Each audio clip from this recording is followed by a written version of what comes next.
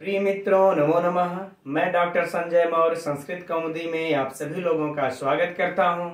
मित्रों, हम लोग एलटी के पाठ्यक्रम के अनुसार साहित्य से नीति शतकम ग्रंथ का अध्ययन कर रहे हैं और कल की कक्षा में हम लोग नीति शतकम की भूमिका और इसका मंगलाचरण के बारे में अध्ययन कर चुके हैं और अब आज की कक्षा से हम लोग मूर्ख पद्धति का अध्ययन प्रारंभ करते हैं। यद्यपि मित्रों, आप सभी लोग नीति शतकम ग्रंथ का अध्ययन कर चुके होंगे क्योंकि यह टीजीटी इत्यादि परीक्षाओं के पाठ्यक्रम में शामिल है, लेकिन यह एलटी के भी पाठ्यक्रम में शामिल है और मैं आप लोगों को एलटी के संपूर्ण पाठ्यक्रम की इसी प्रकार से निःशुल्क तैयारी करवा रहा हूं।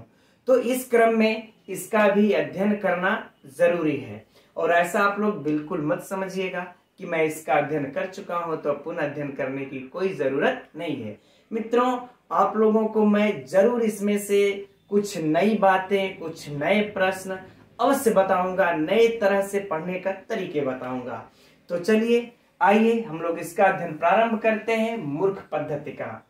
तो मूर्ख पद्धति का यह पहला श्लोक और नीति शतकम का यह दूसरा श्लोक है। चलिए एक बार इसका वाचन कर लिया जाए। बोद्धारो मत्सरग्रस्ताः प्रभवः स्मय दूषिताः अबोध उपहताश्चान्ये जीर्णम अंगे सुभाषितम। जीर्णम अंगे सुभाषितम। अब मित्रों, थोड़ी सी प्रसंग की चर्चा हो जाए यहाँ पर तो इसका अर्थ आसानी से समझ में आएगा। देखिए, महाकवि भर्तृहरि कह रहे हैं कि ये जो सुभाषित है यह कई विद्वान कवियों के अंदर है, लेकिन इसको अभिव्यक्त करने का कोई माध्यम ही नहीं है। अर्थात हमारे अंदर जो सुभाषित है इसको किससे कहा जाए, कोई सुनने वाला नहीं है इस सुभाषित को। और क्यों नहीं सुनने वाला है ये देखिए अब इस श्लोक में आगे बता रहे हैं। तो चलिए अर्थ देखते हैं। कह रहे हैं बोद्धारो। बोद्धारो माने बुद्धिमान या फिर कह ले जो पंडित लोग हैं, पंडित जन है ना। पंडित जन अर्थात जो बुद्धिमान लोग हैं, पंडित जन लोग हैं। मत्सर। मत्सर मतलब कह रहे हैं कि द्वेष से। मत्सर अर्थात द्वेष से। ग्रस्ता अर्थात ग्रस्त है। ठीक है ना। कहने का भाव इनके यह है कि अपने मेरे अंदर जो सुभाषित है, अगर मैं यह पंडित जन बुद्धिमान जनों से कहने जाता हूं तो वे द्वेष से ग्रस्त हैं, इस सुभाषित को नहीं सुनते हैं। आगे कह रहे हैं कि प्रभवा। प्रभवा मतलब कह लें कि जो समर्थ हैं, अर्थात जो धनवान है, जो नृप वर्ग है ना, अर्थात राजा वर्ग है। ठीक, कुछ भी इस प्रकार का हम अर्थ लगा सकते हैं। जो धनवान है, नृप वर्ग है, राजा वर्ग है, जो समर्थ लोग हैं, वह क्या है, इसमय दूषिता। इसमय दूषिता अर्थात गर्व ना, इसमें अर्थात गर्व। दूषिता माने दूषित है अर्थात चूर है।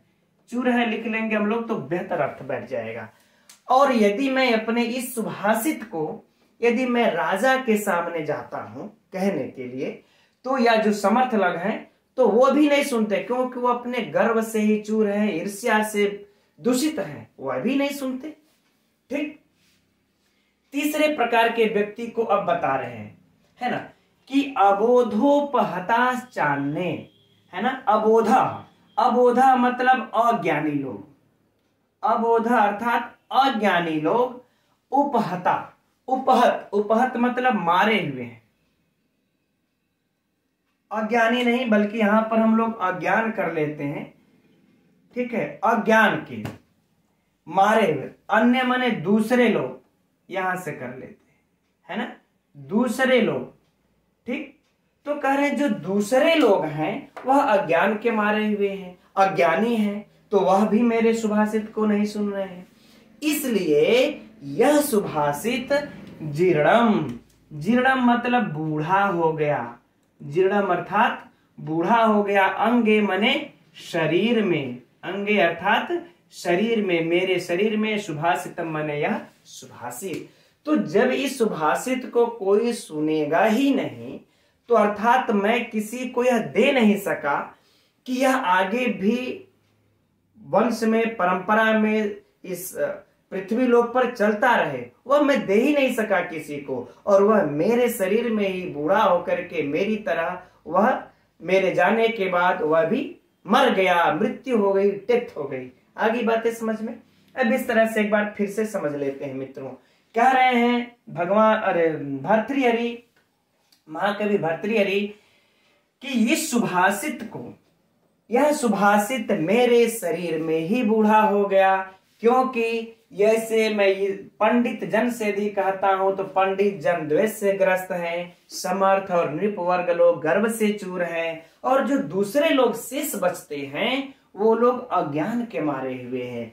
इसलिए यह सुभाषित मेरे शरीर में ही बूढ़ा हो गया, कोई नहीं सुना। खैर फिर भी मैं कह रहा हूं, लिख रहा हूं, और उसको पूरे नीति शतक में लिखते भी हैं। चलिए ठीक है।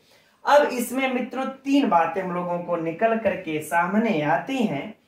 एक तो देखिए यूं कह लें कि संसार में तीन प्रकार के प्राणियों को यह सुभाषित न सुनने की दृष्टि से बांटे हैं। यद्यपि हम लोग अब देखिए व्याकरणात्मक टिप्पणियों को देखेंगे, लेकिन जो साहित्य से जो प्रश्न बनता है पहले उसको देख लिया जाए, फिर व्याकरणात्मक टिप्पणियों को देखेंगे। तो देखिए सुभाषित न सुनने वाले लोग समाज में, इस पृथ्वी में कितने लोग, कितने प्रकार के लोग हैं, उनको कितने वर्ग में बांटते हैं? तो भर्तृहरि तीन वर्ग में बांटते हैं। एक तो पंडित जन वर्ग में, एक प्रभवा वर्ग में अर्थात समर्थ या राजा वर्ग में, और एक अज्ञान यानी कि अज्ञानी वर्ग में बांटते हैं। ठीक है ना। अब प्रश्न पर फिर से जरा मित्रों ध्यान से समझिएगा। अगर प्रश्न पूछा जाए परीक्षा में कि भर्तृहरि ने सुभाषित जो लोग नहीं, सुभाषित न सुनने के जो कारण है, ऐसे कारणों को उन्होंने समाज में कितने जनों में, कितने लोगों में विभाजित किया है? तो तीन लोगों में विभाजित किया है ना। बुद्धारो मत्सरग्रस्ता ये पंडित जन, और प्रभवा, और फिर अबोधा। आगे बातें समझ में। चलिए अब हम लोग इसके व्याकरणात्मक टिप्पणियों को देखते हैं मित्रों। परीक्षा के लिए बड़ा ही महत्वपूर्ण है, प्रश्न पूछे जाते हैं। तो चलिए इसको पहले साफ कर लेते हैं। अब हम लोग इसके एक एक करके व्याकरणात्मक टिप्पणियों को देखते हैं मित्रों। चलिए तो बुद्धधारा से प्रारंभ करते हैं। बुद्धधारा में कौन सी धातु है? बुध धातु है। अगर आप लोगों के पुस्तक में दिया होगा मित्रों तो ठीक है, नहीं नोट करते चलिएगा। बुध धातु है, त्रिच प्रत्यय है, कर्तरी अर्थ में लगा है, और उसके बाद जब सुआदि की उत्पत्ति कर लेते हैं, है ना, तो प्रथमा विभक्ति के बहुवचन में बन जाता है बुद्धारा, है ना। यानी कि जो बुद्धिमान लोग, बहुवचन है ना, बुद्धिमान लोग जो पंडित जन लोग हैं वो लोग, तो जब बहुत से लोग हैं तो प्रथमा विभक्ति बहुवचन में बन जाएगा बुद्धारा। राइट, व्युत्पत्ति समझ में आ गई इसकी। अब आगे बढ़ते हैं। मत्सर ग्रस्ता, तो यहां पर तो समास हम लोगों को मित्रों नजर आ रहा है, लेकिन पहले हम लोग इस ग्रस की व्युत्पत्ति को देख लेते हैं, फिर मत्सर के साथ समास किया जाएगा इस शब्द के साथ। तो ग्रस में क्या है? ग्रस धातु है मित्रों, है ना। इसके बाद कत प्रत्यय लग करके बन जाता है ग्रस्त। आ गई बातें समझ में। ग्रस्त धातु कत प्रत्यय लग करके ग्रस्त। अब इस ग्रस्त का इस मत्सर के साथ समास हो जाता है। कौन सा? तो समास होता है तृतीया, यानी कि अब हम लोग अर्थ निकालेंगे तो अर्थ क्या हो रहा है कि मत्सर से ग्रस्त, है ना, यानी कि मत्सर से ग्रस्त है। किससे ग्रस्त है? मत्सर से, अर्थात वह द्वेष से ग्रस्त है। तो द्वेष से ग्रस्त है तो तृतीया हो नजर आ रही है। तो ऐसे भी हम लोग इसको पहचान करके लगा सकते हैं, मत्सरेण, मत्सरेण ग्रस्ता, ग्रस्ता, ठीक, मत्सरेण ग्रस्ता, मत्सर ग्रस्ता हो गया। तो कौन सा समास हो गया मित्रों इसमें? तृतीया तत्पुरुष समास। मत्सर से ग्रस्त हैं जो बुद्धिमान लोग हैं, वो मत्सर से ग्रस्त हैं, इसलिए मेरे सुभाषित को सुनते ही नहीं है। ठीक, चलिए अब आगे बढ़ते हैं। प्रभवा इसमय दूषिता, तो यहां पर भी देखिए मित्रों इसमय दूषिता में समास हुआ है ना। इसमय दूषिता में समास हुआ है। तो पहले हम लोग इसमय की व्युत्पत्ति और दूषिता की व्युत्पत्ति को देख लेते हैं। इसम से यह इसम मित्रों धातु से अप प्रत्यय लग करके बन जाता है क्या? इसमय। क्या बन जाता है, इसमयः, राइट, ये हो गया। अब इसके बाद दुष धातु है, दुष धातु से अब इसके बाद कत प्रत्यय, ऋच कत प्रत्यय लग जाता है, ऋच, उसके बाद कत प्रत्यय लग करके बन जाता है क्या, दूषित, ठीक है ना। तो ये इसमय की व्युत्पत्ति हो गई, ये दूषित की व्युत्पत्ति हो गई। अब इस इसमय का दूषित के साथ क्या कर देंगे हम लोग, समास कर देंगे। तो किससे है, इसमय से दूषित, हम लोगों को अर्थ तो ये लगाना है ना कि इसमय से दूषित है, अर्थात ईर्ष्या से चूर है, गर्व से दूषित है। तो फिर यहां पर हम लोग तृतीया तत्पुरुष कर लेते हैं, हो जाएगा इसमयेन दूषिता, इसमयेन दूषिता। अब मित्रों जरा बताइए आप लोगों को अब अर्थ लगाना इस प्रकार से कितना आसान है। क्योंकि समास भी अब यहां पर तृतीया, यहां पर भी तृतीया तत्पुरुष समास होगा, तृतीया तत्पुरुष समास। क्योंकि यहां पर हम लोगों को अर्थ जो लगाना होगा उसके अनुसार ना हम इसमें सु आदि की उत्पत्ति करते हैं। समास में हम लोगों ने यही पढ़ा था कि समास कर लेने के बाद जैसी मुझे आवश्यकता होगी वैसे हम सु आदि की उत्पत्ति करते हैं। तो हम जब इसमय और दूषित का जब समास कर लेते हैं तो इसमय दूषित जब बन जाता है तो हमको कैसा अर्थ लगाना है, तृतीया, इसमय से दूषित है तो इसमयेन दूषिता कर देंगे, तृतीया तत्पुरुष में बन जाएगा इसमय दूषिता। आगे बात है समझने का। चलिए अब तो इस तरह से मित्रों अर्थ लगा लेंगे और पहचान लेंगे, और इस प्रकार से अगर समझे रहेंगे ना तो रट्टा मारने की जरूरत ही नहीं पड़ेगी आप लोगों को, और ना ही परीक्षा में कंफ्यूज होंगे। अब चलिए आगे बढ़ते हैं। अब है अबोधोपहताश्चान्य, अबोधा उपहत है ना, तो अबोधा। तो पहले हम लोग इस जो है कि बुध का अर्थ निकालते हैं, इसकी व्युत्पत्ति देखते हैं अबोध की। तो इसमें भी मित्रों बुध धातु है, फिर घ प्रत्यय लग करके भाव अर्थ में बन जाता है बोधा। क्या बन जाता है, बोधा, ठीक। जब ये बोधा बन जाएगा भाव अर्थ में भावे, तब क्या करेंगे इसका, अब फिर समास होगा अबोधा, यानी कि न बोधा, न बोधा, अबोधा, ठीक है, न बोधा अबोधा। तो कौन सा समास हुआ, नए तत्पुरुष समास, राइट, कोई समस्या नहीं। अब देखिए इसके बाद है उपहत, उपहत। तो उपहत का हम लोग क्या कर लेंगे, उप धन हन धन कत, धन कत, धन लिख करके कत लिख लेते हैं, धन कत। अब मित्रों बन जाता है क्या, इसका उपहत, उपहत, ये हमारा बन गया उपहन कत, ठीक। ये कर्मणि कर्म अर्थ में होगा, ठीक। उपहत बन जाता है। उपहत बन जाने के बाद अब क्या करते हैं, इस अबोध का और इस उपहत का फिर समास कर देते हैं। तो क्या हो जाएगा, अबोधोपहता, ठीक। तो अबोध से हता, यानी कि अज्ञान के मारे हैं, अज्ञान से मारे हैं, अज्ञान से मारे हैं। तो यहां पर भी मित्रों जब समास होगा अबोधोपहता में तो कौन सा समास हो जाएगा, तृतीया तत्पुरुष, है ना। यहां तक क्या हो गया, ये तृतीया तत्पुरुष। अब च अन्य है ना, च अन्य, तो यहाँ पर विसर्ग को जो है कि स हो गया है, फिर च अन्य दीर्घ संधि आप लोगों को स्पष्ट नजर आ रही है। अन्य माने दूसरे लोग हैं, तो अज्ञान के मारे हैं, वो लोग भी मेरे सुभाषित को नहीं सुनते, उनके सामने मेरे सुभाषित को कहना अर्थात भैंस के आगे बीन बजाने के समान है, ठीक। अब इसके बाद है जीर्णम। अब इस जीर्णम की व्युत्पत्ति देख लेते मित्रों। तो ज्री धातु से कत प्रत्यय लग करके बनता है जीर्णम, ज्री धातु से कत प्रत्यय। अब फिर है अंगे, अंग है, सप्तमी विभक्ति है ना, अंगे में सप्तमी विभक्ति, और सुभाषितम। अब इस सुभाषितम की भी व्युत्पत्ति देख लेते हैं। तो सु उपसर्ग है, धनभास धातु है इसमें, ठीक। सु उपसर्ग भास धातु कट प्रत्यय, और भावे भावे अर्थात भाव अर्थ में सुभाषितम बन जाता है हमारा सुभाषितम। तो इस तरह से मित्रों व्याकरणात्मक टिप्पणी नोट कर लीजिए, उस तरह से आप अर्थ को समझ लीजिए, जो अर्थ से प्रश्न बनता है उसको समझ लीजिए। फिर देखिए आप लोगों से परीक्षा में इससे बाहर कुछ प्रश्न पूछ करके उलझा करके देखा है आपको, हो ही नहीं सकता, क्योंकि आपने व्याकरणात्मक टिप्पणियों को भी समझ लिया। चलिए परीक्षा में मित्रों कुछ अब समझ लिया जाए कुछ प्रश्नों को।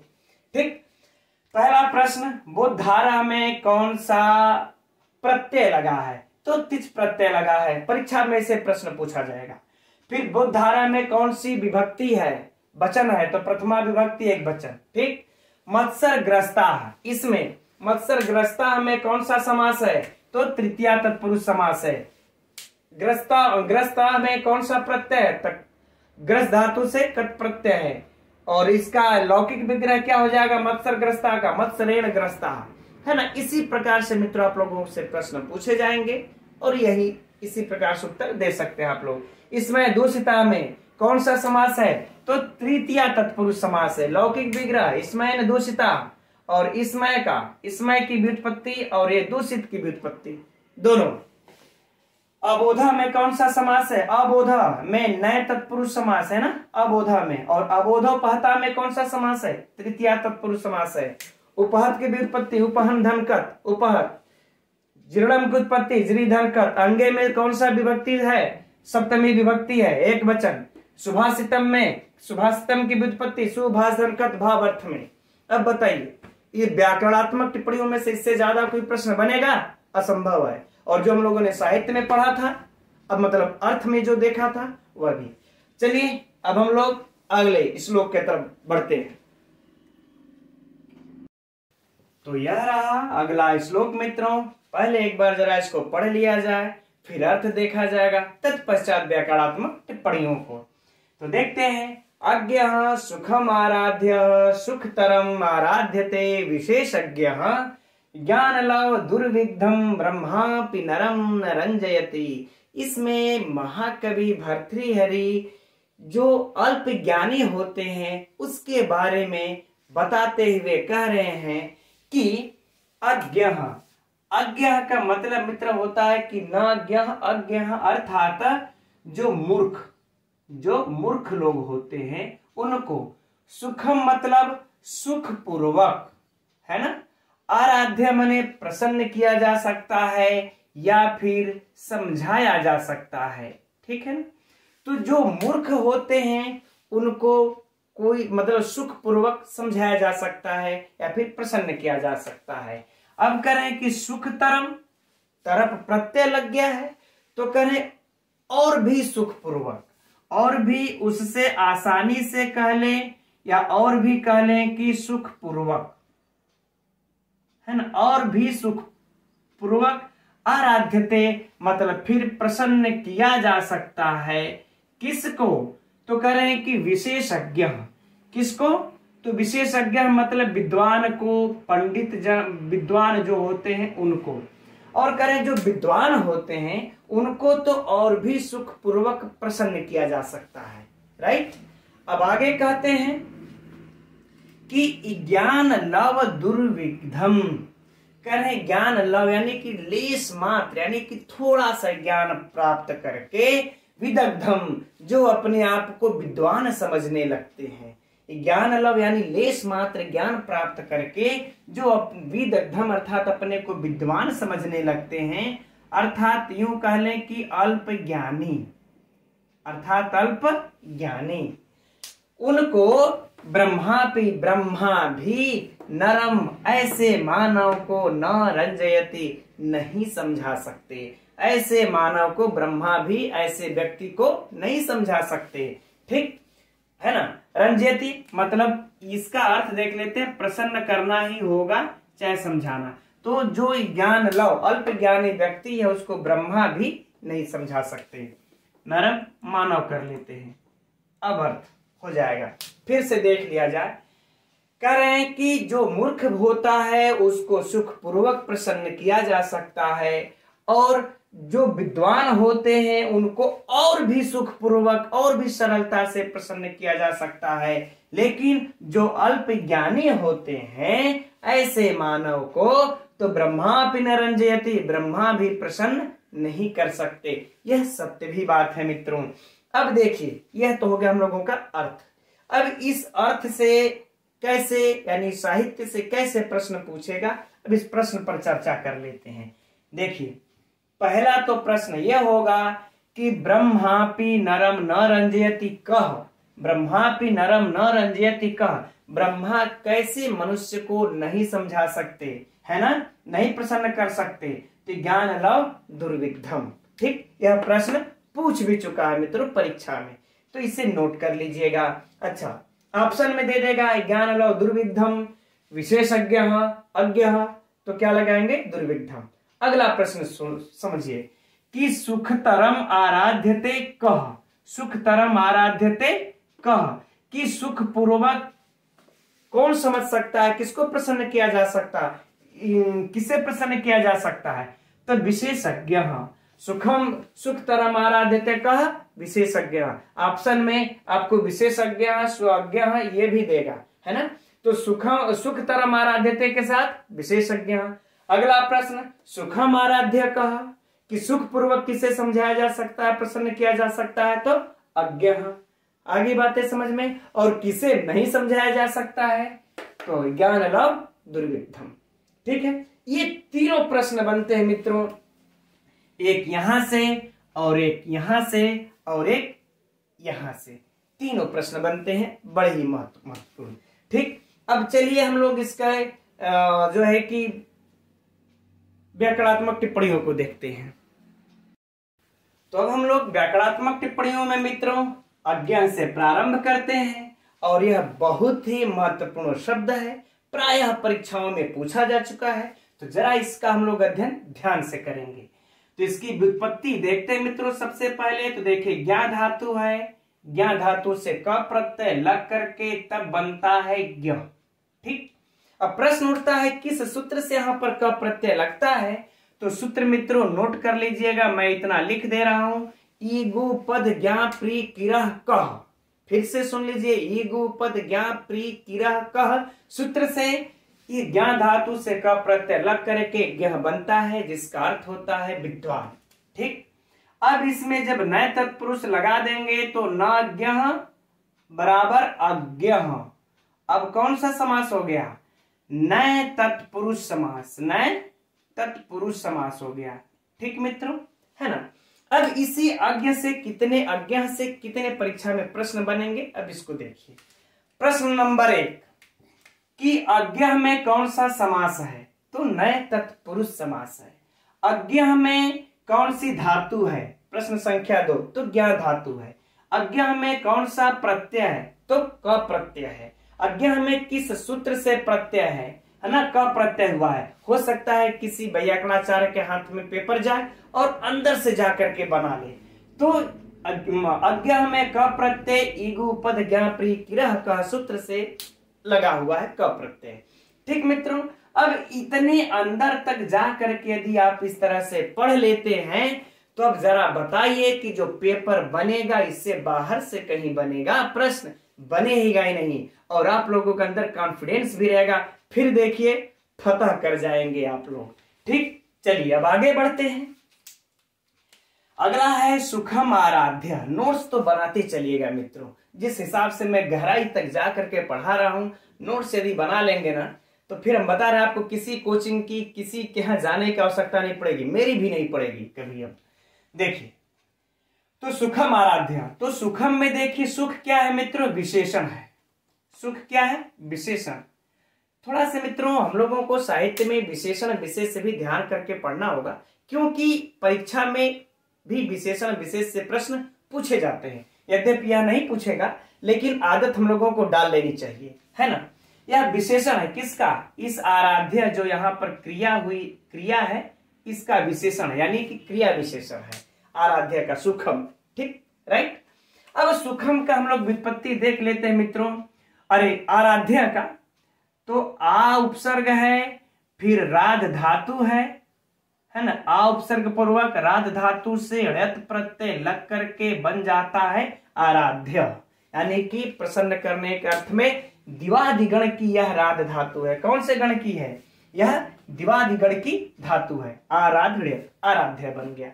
राइट, चलिए अब आगे बढ़ते हैं हम लोग। सुखतरम आराध्यते, तो सुखतरम, तो मित्रों क्या हो जाएगा, सुख धन तरप, है ना, तरप प्रत्यय यानी और भी सुख से और भी आसानी से आराध्यते प्रसन्न किया जा सकता है विशेषज्ञ माने विशेषज्ञ को। ठीक, तो यहां भी जो सुख तरम आया यह भी विशेषण है, इस आराध्यते का विशेषण है ना, क्रिया विशेषण है इसका। अब बाकी आराध्य का तो वही व्युत्पत्ति हो जाएगी। अब हम लोग चलते हैं विशेषज्ञ के तरफ। इसकी व्युत्पत्ति मित्रों होगी क्या, विशेष धन ज्ञान, धन का प्रत्यय इसमें भी जुड़ता है। इसका जो सूत्र है मित्रों वह सूत्र है आतोपनुसर्गे सूत्र, है ना। यह सूत्र भी आप लोग नोट कर लीजिएगा। आतोनुपसर्गे सूत्र से कहता है कि यदि पूर्व में उपसर्ग हो और अंत में आकारांत धातु हो तो क प्रत्यय लगा दिया जाता है। इसी प्रकार से मित्रों यह पूर्व कृदंत में पठित है। जब हम लोग कृदंत प्रकरण पढ़ेंगे तो विस्तृत पढ़ेंगे इसको। और इसी तरह से फिलहाल आप लोग जान लीजिए गोदह बनता है, कंबल दह बनता है, यह जो कि प्रायः परीक्षाओं में पूछे जाते हैं। गोदह कंबल दह में कौन सा प्रत्यय है, गोदह कंबल दह विशेषज्ञ कौन सा प्रत्यय है, क प्रत्यय। सूत्र कौन सा लगा है, आतोनुपसर्गे सूत्र। ठीक, चलिए तो विशेषज्ञ हो गया, बाकी ये बातें भी हो गई। अब हम लोग इसके तरफ चलते हैं ज्ञान लव दुर्विग्धम। तो पहले मित्रों हम लोग दुर्विग्धम विदग्धम का देख लेते हैं। वी उपसर्ग पूर्वक दह धातु है ना, वी उपसर्ग पूर्वक दह धातु से कट प्रत्यय लग करके बनता है विदग्ध। क्या बन जाएगा, विदग्ध। अब है दुर्विग्धम, तो इस दुर्विग्धम में जो समास हो जाएगा मित्रों, कौन सा समास हो जाएगा, प्रादि तत्पुरुष, है ना, प्रादि समास, प्रादि तत्पुरुष समास दुर्विग्धम। अब ज्ञान लव है, ज्ञान है ना, ज्ञान से लव तत्पुरुष समास ज्ञान लव दुर्विग्धम। ठीक, चलिए यह भी देखिए मित्रों विशेषण है, यह भी विशेषण है। किसका विशेषण है, याद रखिएगा, यह महत्वपूर्ण है, यह परीक्षा में पूछा जा सकता है। यह विशेषण है, किसका है, तो इस नरम का यह है विशेष्य। यह क्या है, विशेष्य। कि नर को ब्रह्मा भी नहीं समझा सकते, तो कैसे नर को नहीं समझा सकते, तो ये इसका विशेषण हुआ कि ज्ञान लव दुर्विग्धम। कि ज्ञान लव, ज्ञान से लव यानी ज्ञान लव जो थोड़े से ज्ञान मात्र से अपने आप को दुर्विदग्धम का मित्र होता है, अर्थ जो होता है कि जला हुआ। लेकिन इसका हम लोग यहाँ पर लाक्षणिक अर्थ लेंगे और अर्थ निकाल लेंगे इसका कि सुसंस्कृत या शिक्षित, यानी कि थोड़े से ज्ञान से शिक्षित, है ना, थोड़े से ज्ञान से शिक्षित, ज्ञान लव दुर्विदग्धम।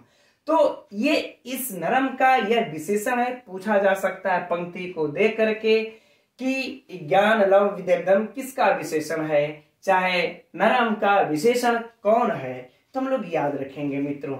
ठीक, यह हो गई बातें। रंजेत का भी देख लेते हैं। रंजेत में रंच है, रंच धातु से ऋच प्रत्यय लग करके बन जाता है लट लकार में, है ना, लट लकार में, लट लकार के प्रथम पुरुष, है ना, एक वचन में बन जाता है रंजयते। रंज धातु है, ऋच प्रत्यय लट लकार प्रथम पुरुष एक वचन में रंजयते बनता है ना। चलिए ठीक है, अब ये सारी बातें हो गई मित्रों। अब इससे बाहर आप लोगों को कोई प्रश्न नहीं बनता। अब परीक्षा के थोड़ी सी चर्चा यदि प्रश्नों पर किया जाए तो बाकी जो हम लोग अभी पढ़ते आ रहे हैं सब तो परीक्षा के ही प्रश्न है। विशेषज्ञ में कौन सा प्रत्यय है, तो क प्रत्यय है ना, और किस सूत्र से, आतोपसर्गे सूत्र से। ये गहराई है मित्रों, एकदम गहराई। जिस गहराई में जा करके पढ़ अध्ययन कर लिए तो फिर उस गहराई में जा करके उससे ज्यादा गहराई का कोई प्रश्न ही नहीं बनता। ठीक, चलिए अब इसमें हम लोग इस श्लोक में एक जो है कि छंद की भी चर्चा कर लिया जाए। तो इस श्लोक में कौन सा छंद है मित्रों, तो इसमें जो है कि आर्या छंद है। ठीक है, यही नोट कर लेते हैं, आर्या छंद है। ठीक, आर्याछंद है। आर्याछंद का लक्षण आप लोग जानते हैं, यस्यापादे प्रथमे द्वादश मात्रस तथा, है ना, आप लोग जानते हैं आर्याछंद का लक्षण। अब इसके बाद इसमें अलंकार की भी चर्चा कर लेते हैं। यह तो हो गया छंद। अब अलंकार मित्रों इसमें कौन सा है? अतिशयोक्ति अलंकार है। यह भी नोट कर लीजिएगा, परीक्षा की दृष्टि से अत्यंत महत्वपूर्ण है, क्योंकि यहाँ पर है ना उपमेय का जो एकदम बिल्कुल निग्रहण कर लिया जा रहा है, अर्थात यू का जो संबंध न होने पर भी संबंध को दिखाना। बाकी अलंकार चलिए ठीक है। अब अगला श्लोक को हम लोग देखते हैं मित्रों। तो अब इस अगले श्लोक को देखते हैं मित्रों हम लोग। प्रसहाय मणि मुद्धरेण मकर वक्त्र दृष्टांतरात् समुद्रमपि संतरेत प्रचलद ऊर्मि मालाकुलम भुजंगमपि कोपितम शिरसि पुष्पवराधयेत् न तु प्रतिनिविष्ट मूर्ख जन चित्तम आराधयेत्। है ना, यहाँ पर भी मित्रों महाकवि भर्तृहरि यह बता रहे हैं कि जो मूर्ख लोग होते हैं, हठी मूर्ख होते हैं, उनके चित्त को प्रसन्न नहीं किया जा सकता। भले ही आप ये 3 कार्य कर सकते हैं, लेकिन उनके चित्त को प्रसन्न नहीं कर सकते। तो आइए अर्थ को देखते हैं मित्रों। करें प्रसहाय। प्रसहाय मतलब बलपूर्वक, बलपूर्वक, ठीक। करें मणि मने मणि को, मणि मने मणि उद्धरेण, उद्धरेण मतलब खींचकर, मणि को खींचकर बाहर आप निकाल सकते हैं, खींचकर, ठीक। कहां से? करें कि मकर वक्त्र, यानी कि जो मगर होता है, वक्त्र माने उसके मुख से, और दृष्टा माने कि जो मुख का जो दाढ़ होता है, जो जबड़ा होता है ना, मुख के जबड़े से सीधे कर ले हम लोग, अर्थ सिंपल वाला लिखे, जबड़े से अंतरात, अंतरात मतलब जबड़े के अंदर से, जबड़े के मध्य से, ठीक। जबकि देखिए मगरमच्छ होता है, उसका जबड़ा ऐसा होता है कि अगर जो जबड़े में दबा ले तो कोई भी उसको खींच करके निकाल नहीं सकता, यह संभव होता है। लेकिन भर्तृहरि कह रहे हैं कि अगर कोई कोशिश कर ले तो बलपूर्वक मगरमच्छ के जबड़े से इस मणि को खींच करके कोई निकाल सकता है, उस असंभव को संभव कर सकता है। और सुनिए, कहें समुद्र मपि, और कहें समुद्र को भी संतरेत माने तैर करके उसको पार कर सकता है, समुद्र को भी तैर करके पार कर सकता है। तो पहला तो संभव कार्य यही हो गया कि समुद्र को तैर करके पार कर सकता है। लेकिन आगे और भी बता रहे हैं कि कैसे समुद्र को करें, प्रचलद उर्मी माला कुलम, यानी कि जो चंचल, प्रचलद मतलब क्या होगा? चंचल, चंचल, उर्मी मतलब लहर, उर्मी मतलब लहर के, माला माने समूह से, है ना, क्या हो? आकुलम मतलब व्याकुल, क्या?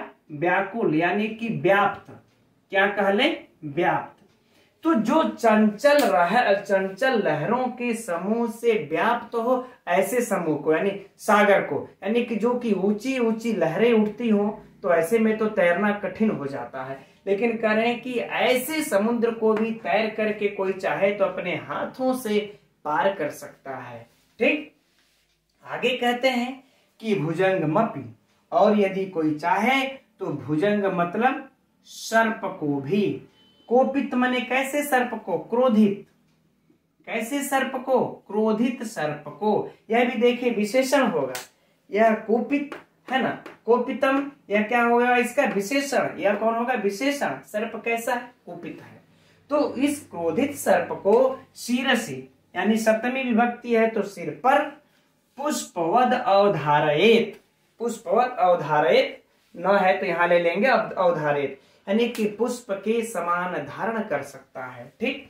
यानी सर्प को, क्रोधित सर्प को भी वह पुष्पमाला के समान अपने सिर पर धारण कर सकता है।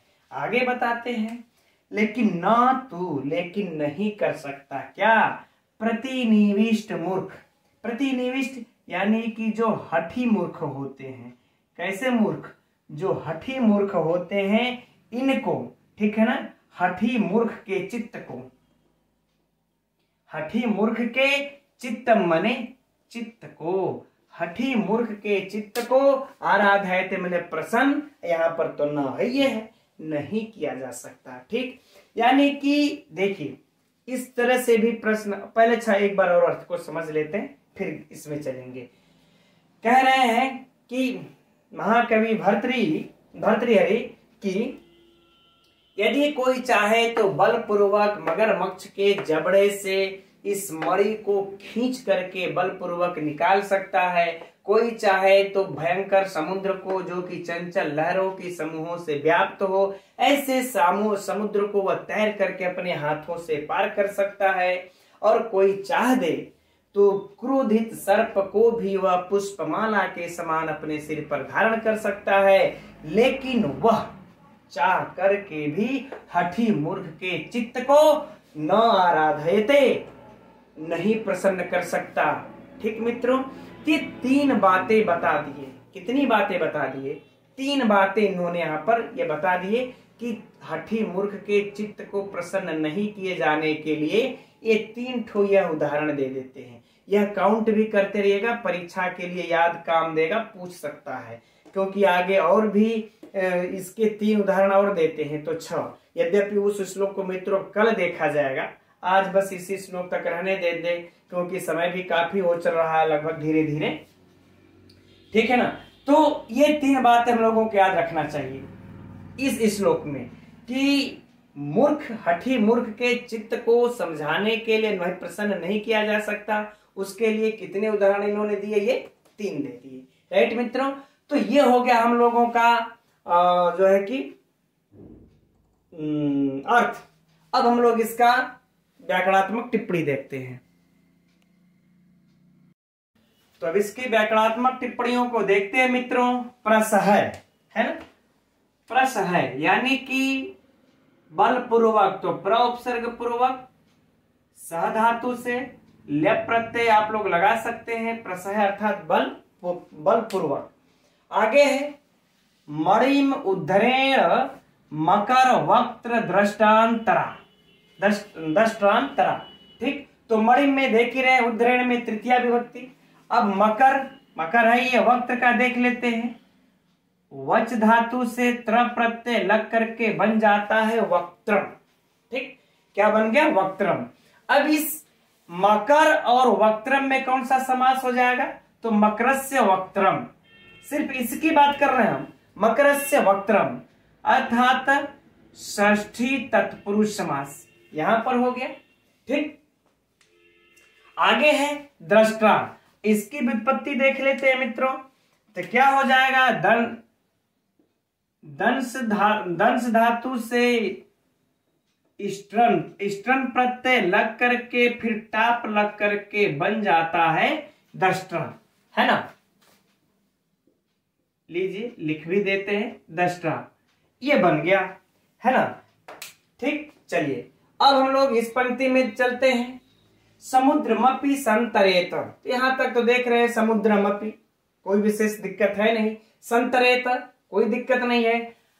फिर यहां पर देखिए जो समास हुआ है, प्रचलद उर्मी माला कुलम, तो हम लोग इसको देख लेते हैं मित्रों।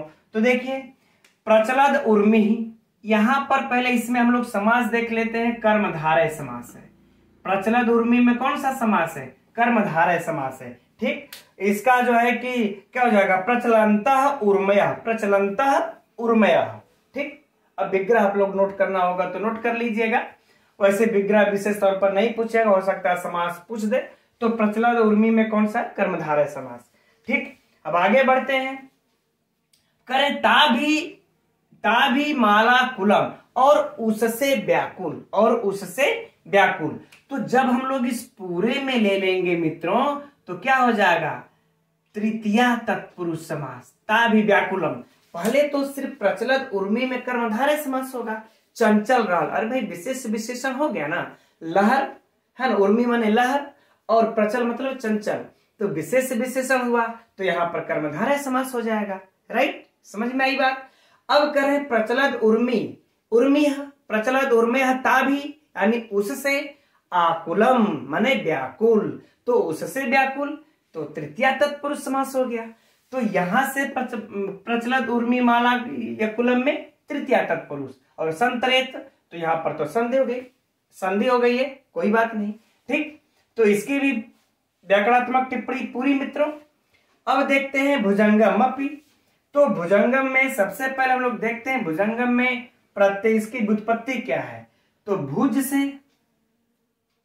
है ना, ये भुज होगा, भुज ही होगा ना, हाँ, भुज गम खच, ठीक, हलंत नहीं रहेगा, भुज गम धन खच, ठीक, ये इसकी व्युत्पत्ति हो गई, हो जाएगा भुजंगम। इसमें खच प्रत्यय लगा है मित्रों, महत्वपूर्ण है, यह परीक्षा में पूछ भी चुका है, इसलिए इस भुजंगम को याद कर लेना है, खच प्रत्यय लगा है, राइट। अब उसके बाद भुजंग को भी कोपितम। अब कोप की भी व्युत्पत्ति को देख लिया जाए मित्रों, कोपितम, है ना। तो कोपितम का हो जाएगा, कहां गया यह, पुष्पवत, कोपितम, कोपधन इतच, कोपधन इतच। अब सब दिमाग में नहीं रह पाता है मित्रों, तो थोड़ा सा कभी कभी देख लेने, तो अगर गलत हो गया तो समस्या हो जाएगी। कोपधन इतच, है ना, बन जाता है हम लोगों का कोपितम। सिरस में सप्तमी विभक्ति देख ही रहे हैं। अब बात करते हैं हम लोग पुष्पवत, है ना, पुष्पवत अवधार्य। तो पुष्पवत में कौन सा प्रत्यय है, पुष्पधनवती प्रत्यय है, इसमें याद रखिएगा, पुष्प धनवती प्रत्यय मिलकर के बन जाता है मित्रों पुष्पवत, है ना, पुष्पवत। चलिए ठीक है, अब आगे देख लेते हैं, ना तू प्रतिनिविष्ट मूर्ख जन चित्तम आराधेत, ठीक है ना। तो प्रतिनिविष्ट, इसको देख लेते हैं थोड़ा सा। तो देखिए, प्रति उपसर्ग पूर्वक नी उपसर्ग को लगा लीजिए, फिर विष लगा लीजिए, ठीक, उसके बाद जो है कि कत लगा लीजिए, है ना। प्रतिनिविष्ट धातु कत प्रत्यय बन जाता है प्रतिनिविष्ट, प्रतिनिविष्ट, ये बन गया प्रतिनिविष्ट तक। अब इसके बाद आ गया मूर्ख, है ना। अब मूर्ख की भी व्युत्पत्ति को देख लिया जाए मित्रों। मूर्ख की व्युत्पत्ति हो जाएगी मुंह धन ख,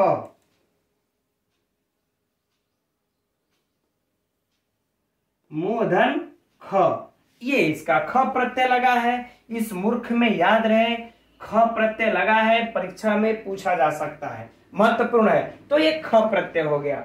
अब जन चित्तम आराधयते, है ना, जन चित्तम तो लोगों के चित्त, मतलब मूर्ख के चित्त को आराधयते, कभी हम लोगों ने पढ़ा ही था, आ उपसर्ग राध धातु, ठीक, पढ़ा ही था, ठीक है मित्रों। तो ये रहा। अब इसकी व्याकरणात्मक टिप्पणियों को मित्रों थोड़ा सा आज इसको पढ़ने में इस प्रकार से थोड़ा सा ज्यादा समय हो जा रहा है, नहीं तो मेरा टारगेट था कि एक क्लास में कम से कम 5-5 श्लोक अगर हम लोग पढ़ेंगे तो लगभग 20-25 दिन में जो है कि समाप्त हो जाएगा नित्य शतकम। लेकिन थोड़ा सा गहराई से पढ़ने में, विस्तृत में जाने में समय लग जा रहा है। तो अब आज के लिए मित्रों इतना ही रहने देते हैं, लेकिन थोड़ी सी हम लोग चर्चा कर लेते हैं इसके जो है कि प्रश्नोत्तरी पर, है ना मित्रों। तो पहला प्रश्न इसमें से मान लेते हैं, प्रसह की व्युत्पत्ति देख लिए, यह भी हो गया और 10 भी हो गया। इसमें प्रचलित उर्मी में कर्मधारय, माला कुलम में, अरे इस पूरे में अगर पूछ दिया जाए यहां से यहां तक तो तृतीया तत्पुरुष समास, ये इसका विशेष विशेषण, है ना। यहां भी आप लोग देख लीजिए, कोपितम क्या है, विशेष्य है, यह क्या है, अरे कोपितम क्या है, विशेषण है, यह क्या है, विशेष। कोपितम क्रोधित विशेषण है ना, और यह क्या है, भुजंग क्या है, यह विशेष्य है, ठीक। अब मित्रों इसमें परीक्षा से जो प्रश्न बनता है उस पे इस तरह से कि किसके मुख से मणि को निकाला जा सकता है। अब ये सरल प्रश्न बनते हैं। तो मगर के मुख को उसको आसानी से निकाला जा सकता है, मणि को। किसको आसानी से तैर करके पार किया जा सकता है, तो चंचल लहरें वाले समुद्र को भी आसानी से तैर करके पार किया जा सकता है ना।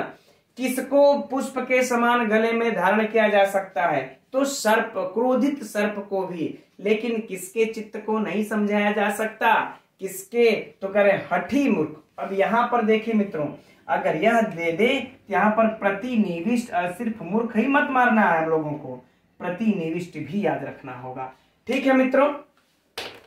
चलिए और बाकी जो इसमें के प्रश्न बन जाएंगे आप लोग देख लीजिएगा। तो आज के लिए क्लास में इतना ही रहने ये देते हैं। मेरा तो लक्ष्य था कि हम 5 श्लोक पूरा कर दें, लेकिन नहीं हो पा रही है। आप लोगों को अच्छा ये कैसा लग रहा है, कैसा समझ में आ रहा है और दिखने में भी कैसा दिख रहा है या नहीं दिख रहा है, तो आप लोग मित्रों कमेंट्स करके अवश्य ही बताइएगा। ठीक है मित्रों, अब हम लोग कल मिलते हैं 7:30 बजे। नमो नमः।